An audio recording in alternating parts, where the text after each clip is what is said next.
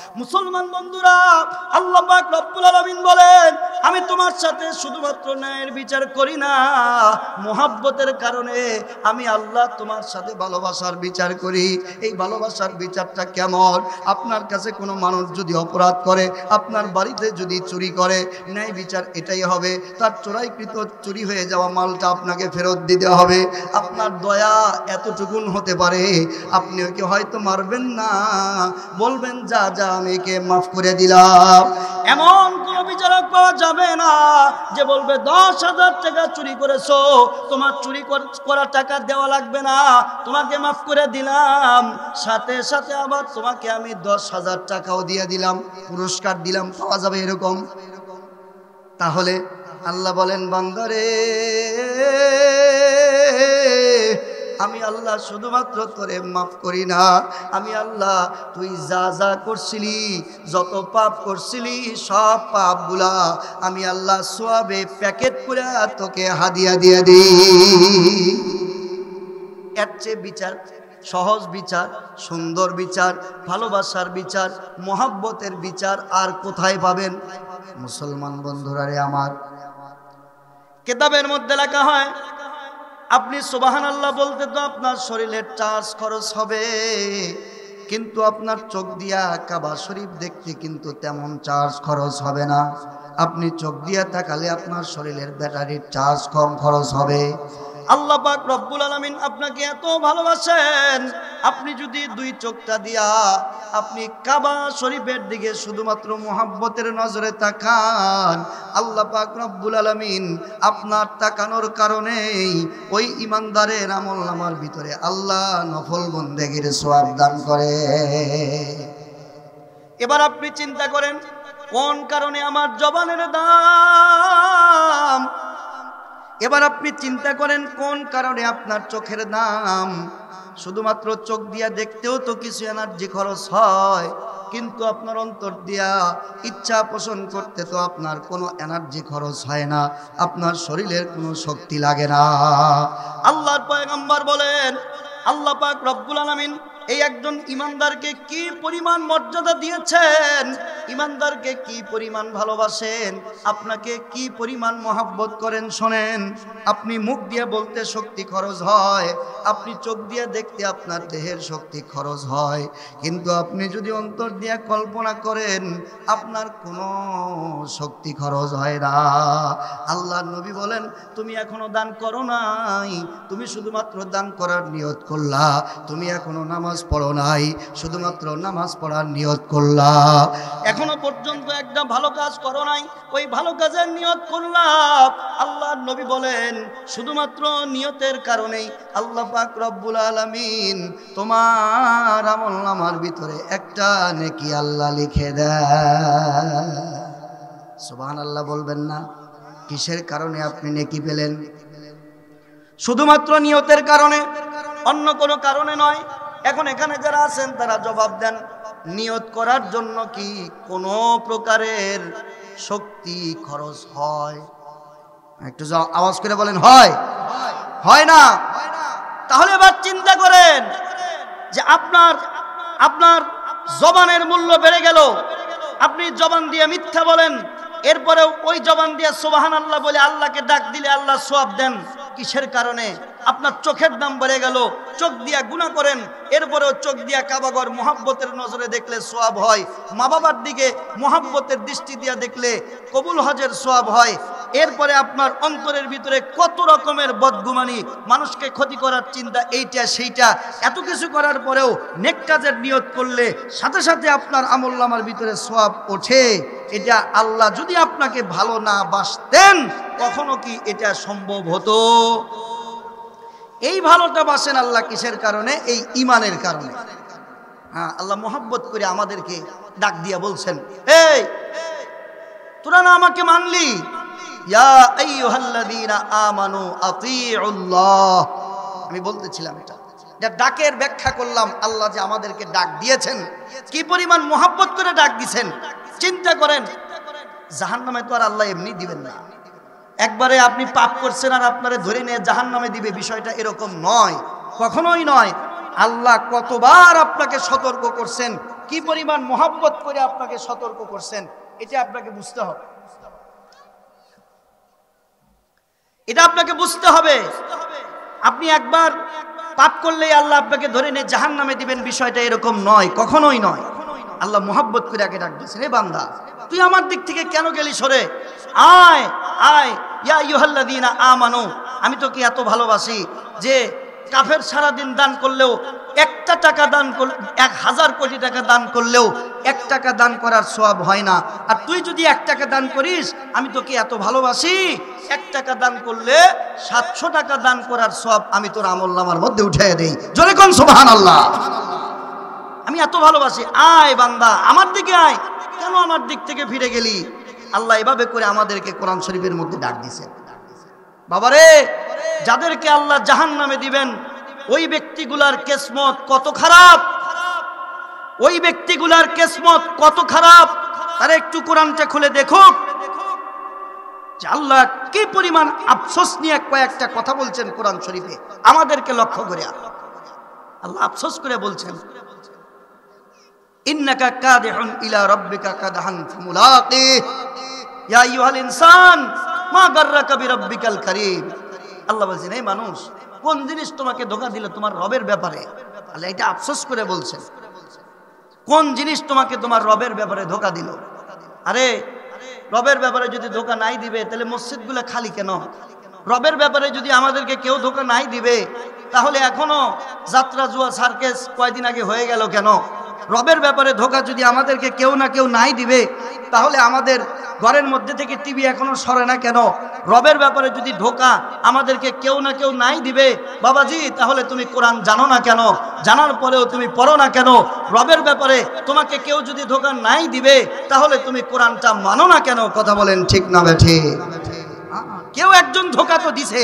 আল্লাহ পাক বলেন, মা গাররাকা বিরাব্বিকাল কারীম, তোমার দয়াময় রব, তোমার করুণাময় রব যে তোমাকে এভাবে করে আদর করে ডাকছেন, এ বান্দা ওদিকে যাস না, এদিকে আয়, আয় আমার কাছে আয়। এভাবে করে আল্লাহ আমাকে ডাক দিছেন, ভাই আমাকে, আপনাকে ডাক দিছেন, বেঈমান ইমানদারকে ডাক দিছেন, গুনাহগার মুমিন মুসলমানকে ডাক দিছেন। আপনি জানেন একজন চোর, একজন বাটপার, একজন অপরাধী, একজন জেনাকার, কিন্তু সে মুমিন। সারা জগতের মধ্যে যত মানুষ আছে কাফের বেঈমান, তার চেয়ে আমার ওই ভাই ইমানদার ভাই বেশি আল্লাহর কাছে উত্তম। জোরে কোন সুবহানাল্লাহ। আপনার দামটা বোঝেন। আল্লাহ পাক রব্বুল আলামিন আপনাকে এভাবে করে আমাকে এভাবে করে ডাকছেন। ডেকে কি করেন জানেন? আপনাকে কি পরিমাণ ভালোবাসা যে আল্লাহ ডাক দিছেন, এই ডাক যদি আপনি না বুঝেন তাহলে কপালে তো দুঃখ আছেই। এই ডাক যদি আমরা না বুঝি তাহলে আমাদের কপালে তো দুঃখ আছেই।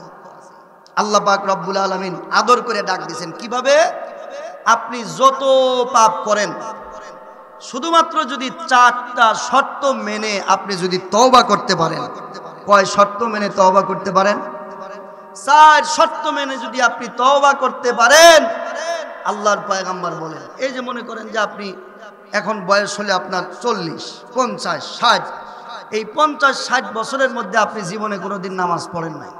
আজকে ওয়াজ শুনে অথবা অন্য কোনো ওয়াজ শুনে আপনার মনে হলো, হায়রে আমি এই এত বড় অন্যায় কাজ করছি, এত বড় পাপ কাজ করছি, তাহলে আমি আসলেই তো একটা পাপী, আমি আসলেই তো একটা কমিনা, আমি কিভাবে আমার রবের কাছে এই মুখটা আমি দেখাবো?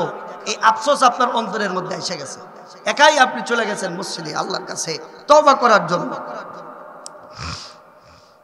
মুসলমান বন্ধুরা আমার, আল্লাহর পয়গম্বর বলেন, আপনি 40 বছর পর্যন্ত নামাজ পড়েন নাই, আপনি 40 বছর পর্যন্ত গুনার মধ্যে ছিলেন, আপনি 40 বছর পর্যন্ত আল্লাহর নাফরমানির মধ্যে ছিলেন, আপনি 40 বছর পর্যন্ত আল্লাহ পাক রব্বুল আলামিনের হুকুম আহকামগুলি মানেন নাই। আজকে আপনার অন্তরের মধ্যে এর জন্য একটা আফসোস চলে আসলো। আপনি এই আফসোস নিয়ে আল্লাহ পাক রব্বুল আলামিনের কাছে তওবা করার জন্য, আল্লাহর কাছে প্রত্যাবর্তন করার জন্য আপনি ফিরে গেলেন। আল্লাহর কাছে 2 হাত উত্তোলন করে চোখের পানি ছেড়ে দিয়া আপনি আল্লাহ পাক রব্বুল আলামিনের কাছে হাত তুলে মুনাজাত করলেন আর বললেন, আল্লাহ এতদিন যা করছি বুঝি নাই, তোমার কাছে মাপ চাই আল্লাহ, তুমি মাফ করে দাও। এ বাবারা, আল্লাহর পয়গম্বর বলেন, শোনো, আমার আল্লাহ ওই বান্দাকে বলেন না, এ বান্দা 40 বছর তুই কেন আসো নাই, 50 বছর তুমি কেন আমার হুকুম মানো নাই, আল্লাহ এই কথা বলেন না। আল্লাহর পয়গম্বর বলেন, ওই ব্যক্তিকে আল্লাহ পাক রব্বুল আলামিন এভাবে করে গ্রহণ করেন, ওই বান্দা আল্লাহর কাছে ফিরে যাওয়ার কারণে আল্লাহ পাক রব্বুল আলামিন এ পরিমাণ খুশি হন। আল্লাহর পয়গম্বর উদাহরণ দিয়া বলেন, কোন ব্যক্তি যদি মরুভূমির ভিতরে উট নিয়ে রওনা হয়েছে, কিছু দূর যাওয়ার পরে যখন দুপুর হয়ে গেল, এই দুপুরবেলা ক্লান্ত হয়ে লোকটা ঘুমায় গেল, ঘুমের থেকে উঠে দেখে যেই উটের সাথে তার পানি ছিল ওই পানিও নাই, যেই উটের সাথে তার খাবার বাঁধা ছিল ওই খাবারও নাই। এবার আপনি চিন্তা করেন, ওই ব্যক্তির চাইতে পেরেশান ব্যক্তি আর কে আছে, যে উঠে দেখলো সামনের দিকে যাওয়ার জন্য তার আর কোনো রাস্তা নাই, পিছনের দিকে যাওয়ার জন্য তার আর কোনো রাস্তা নাই, সামনের দিকে যদি যায় তারপরেও সে মারা যাবে, পিছনের দিকেও যদি যায় পানির অভাবে খাদ্যের অভাবে সে মারা যাবে। এ বাবারা, কিছুক্ষণ সে খোঁজাখুঁজি করার পরে আবার ক্লান্ত হয়ে ঘুমিয়ে পড়লো। এই ব্যক্তি যদি আসরের সময় ঘুম থেকে উঠে দেখে যে উটটা হারিয়ে গিয়েছিল, ওই উটটা পানি সহ খাদ্য সহ তার মাথার কাছে উপস্থিত। এবার আপনি বলেন তো দেখি, তার চাইতে খুশি আর এই পৃথিবীতে কে হবে? নতুন জীবন ফিরে পেল। আল্লাহর পয়গম্বর বলেন, আল্লাহ পাক রব্বুল আলামিনের কোন বান্দা যদি গুনাহ থেকে তওবা করে আল্লাহ পাকের দরবারে যদি ফিরে আসে, উট হারানো ব্যক্তি উট পাওয়ার পরে যেই পরিমাণ খুশি হয়, আল্লাহ ওই বান্দাকে বলেন না 40 বছর কেন আসলি না, আল্লাহ বলেন না 60 বছর কেন আসলি না। আল্লাহর নবী বলেন, ওই বান্দা আল্লাহর কাছে যাওয়ার পরে আল্লাহ উট হারানো ব্যক্তি পাওয়ার পরে যেরকম ভাবে খুশি হয়, তার চাইতে লক্ষ কোটি গুণ বেশি খুশি হয়। আল্লাহ আপনাকে আর আমাকে কি পরিমাণ ভালোবাসেন। খুশি হওয়ার পরে কি করেন? আল্লাহর পয়গম্বর বলেন, আপনি যদি আল্লাহর কাছে দোয়া করে বলেন, আল্লাহ জীবনের পরে আমি তোমার কাছে আসলাম, তুমি একটু মেহেরবানি করে আমাকে মাফ করে দাও। এ বাবারা, শুধু এতটুকু কথা বলবেন, আপনার 2 চোখ বেয়ে যদি মাছির দানা পরিমাণ পানিও বের হয়, মাছির মাথা পরিমাণ পানিও যদি বের হয়, আল্লাহ নবী বলেন 2 চোখ বেয়ে পানি গড়ায়া জমিনে পড়ার আগেই আল্লাহ ইমানদারের জীবনের সব গুনাহ মাফ করে দেয়। বড় দরামদ বান্দায়ে বাগরি খিতা আবরুয়ে খুদবাই সিয়ারি খিতা, চিৎকার দিয়া বলেন সুবহানাল্লাহ। আল্লাহ এ পরিমাণ আমাকে আর আপনাকে ভালোবাসেন। ওই আল্লাহ মোহাব্বত আর ভালোবাসা নিয়ে বলেন, ইয়া আইয়ুহাল্লাযীনা আমানু। আল্লাহ এইভাবে বলছেন, ইয়া আইয়ুহাল্লাযীনা আমানু, এই ইমানদারেরা। এই মোহাব্বতের আন্দাজটা আপনি বোঝেন না। 40 বছর অপরাধ করে আপনি আল্লাহর দরবারে যেভাবে বসছেন, আল্লাহ বলবে না, এই 40 বছর তুই আমার নাফরমানি করলি, এখন কেন আসলা? এই কথা আল্লাহ বলবেন, আয় আয়, তোর গুনাহ আমি আল্লাহ তাআলা মাফ করে দেব। শুধু কি মাফ করবেন? আল্লাহ পাক রব্বুল আলামিন শুধুমাত্র আপনার গুনাহ মাফ করবেন না, আল্লাহ এ পরিমাণ খুশি হন ওই ইমানদারের প্রতি।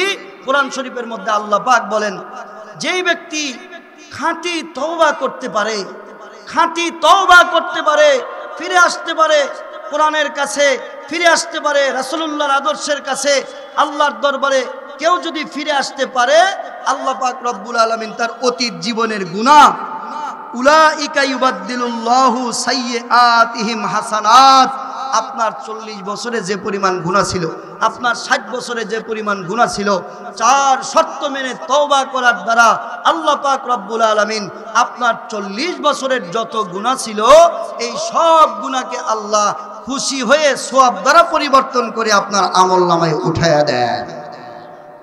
মুসলমান ভাইয়েরা আমার, দুনিয়ার মধ্যে বিচারক পাওয়া যাবে, কিন্তু দুনিয়ার মধ্যে এমন কোন বিচারক পাওয়া যাবে না যেই বিচারক আপনার বিচার করার পরে আপনার অপরাধ পরিমাণ আপনাকে পুরস্কার করবে, এমন কোন বিচারক কিন্তু পাওয়া যাবে না। হে মুসলমান বাবাজি, আল্লাহ পাক রব্বুল আলামিন আমার আপনার সাথে ইমানদারের সাথে বিচার করেন। এই বিচারটা এক দৃষ্টিতে ন্যায় বিচার, অপর এক দৃষ্টিতে আল্লাহ পাক রব্বুল আলামিন আমার আপনার সাথে ন্যায়ের বিচার করেন না। আল্লাহ আমার সাথে আর আপনার সাথে বিচার করেন মুহাব্বতের বিচার। ন্যায়ের বিচার কাকে বলে? ন্যায়ের বিচার বলা হয় আপনি চুরি করেছেন, আপনাকে চুরির শাস্তি দেওয়া হবে। আপনি যে পরিমাণ অপরাধ করেছেন ওই পরিমাণ অপরাধের শাস্তি দেওয়া হবে, এটাকে বলা হয় ন্যায় বিচার। এ বাবাজি, আল্লাহ বলেন যা যা, আমি তোকে এই ন্যায় বিচার যদি করি তাহলে তো আর মহব্বত আর ভালোবাসা তোর সাথে আমার থাকলো না। মুসলমান বন্ধুরা, আল্লাহ পাক রব্বুল আলামিন বলেন আমি তোমার সাথে শুধুমাত্র ন্যায়ের বিচার করি না, মহব্বতের কারণে আমি আল্লাহ তোমার সাথে ভালোবাসার বিচার করি। এই ভালোবাসার বিচারটা কেমন? আপনার কাছে কোনো মানুষ যদি অপরাধ করে, আপনার বাড়িতে যদি চুরি করে, ন্যায় বিচার এটাই হবে তার চোরাইকৃত চুরি হয়ে যাওয়া মালটা আপনাকে ফেরত দিতে হবে। আপনার দয়া এতটুকুন হতে পারে, আপনি ওকে হয়তো মারবেন না, বলবেন যা যা আমি একে মাফ করে দিলাম।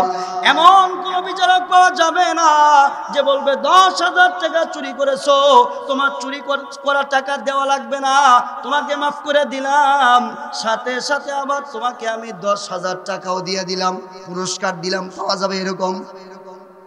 তাহলে আল্লাহ বলেন বান্দারে,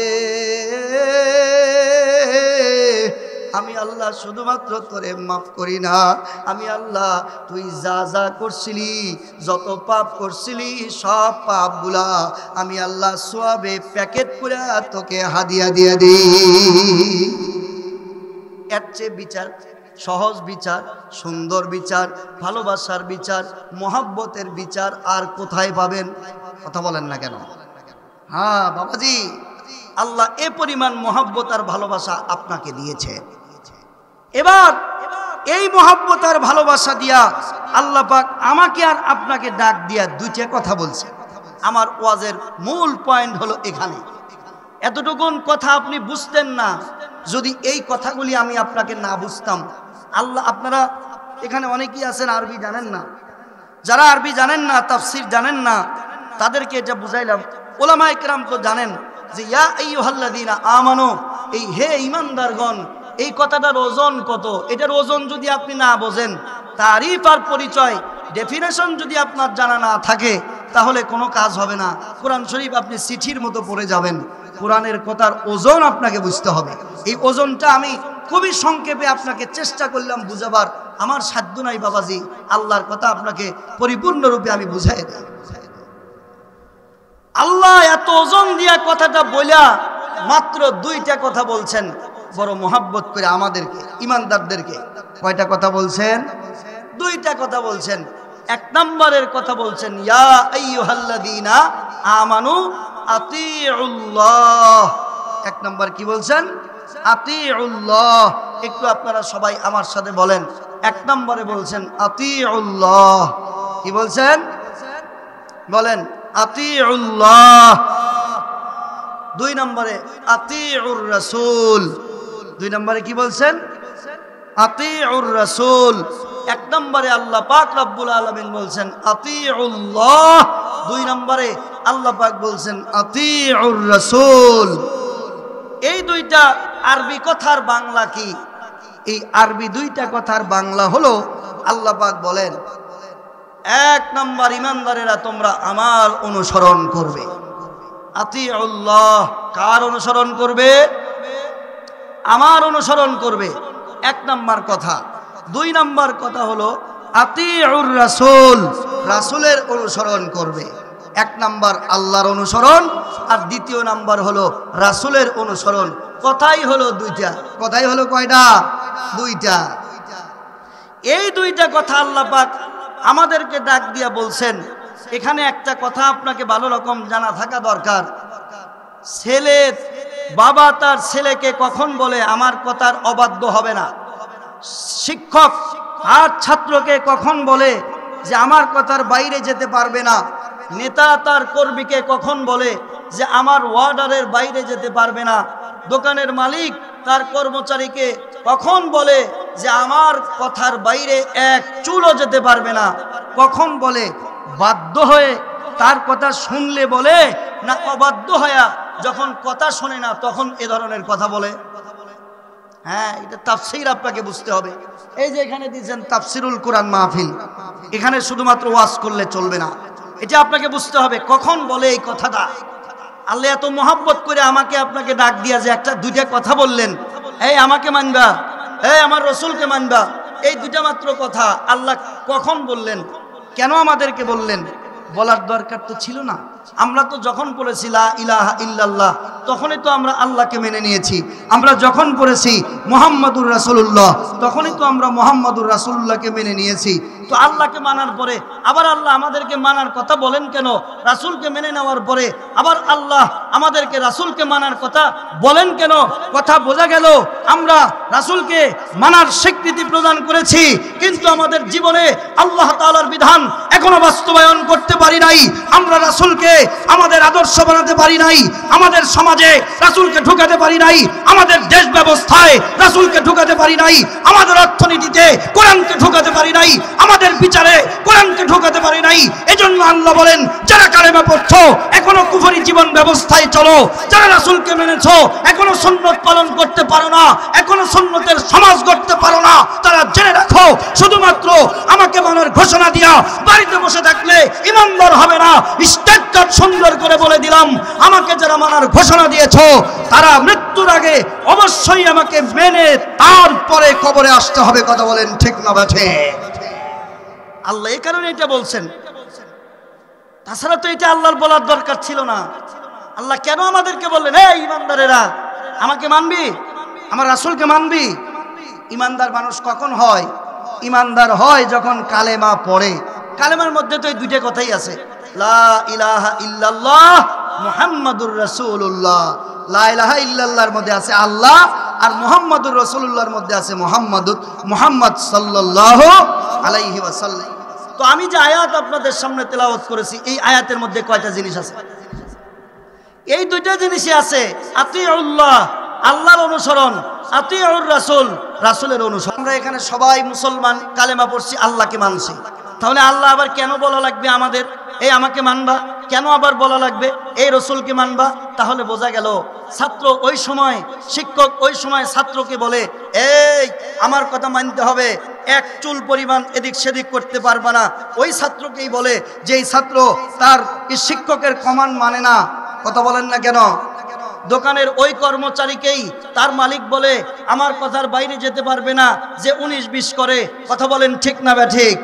আপনার দলের নেতা তার কর্মীকে ওই সময়ই বলে আমার কথার বাইরে গেলে তার নমিনেশন বাতিল হয়ে যাবে, আমার কথার বাইরে গেলে তার পদ পদবি বাতিল হয়ে যাবে, আমার কথার বাইরে গেলে তার দলের সদস্যপদ বাতিল হয়ে যাবে। এটা তখনই বলে যখন সে বুঝতে পারে যে সে আমার দলের সদস্য ঠিক, কিন্তু আমার কমান্ড মানতেছে না। ওই সময় বলার দরকার হয়, এর আগে বলার দরকার। কথা বলেন, কথা ঠিক না বে ঠিক? তাহলে আল্লাহ যে ইমানদারদেরকে বললেন আমাকে মানবে, রাসূলকে মানবে, বোঝা গেল আমাদের দ্বারা কিছু কিছু ক্ষেত্রে আল্লাহর কথা, আল্লাহর কমান্ড, আল্লাহর আইন, আল্লাহর বিধান, কোরআনের কথা, রাসূলের আদর্শ আমরা মানতে পারি নাই। এ কারণেই আল্লাহ আমাদেরকে সতর্ক করার দরকার হয়েছে। কথা বলেন ঠিক না বে ঠিক?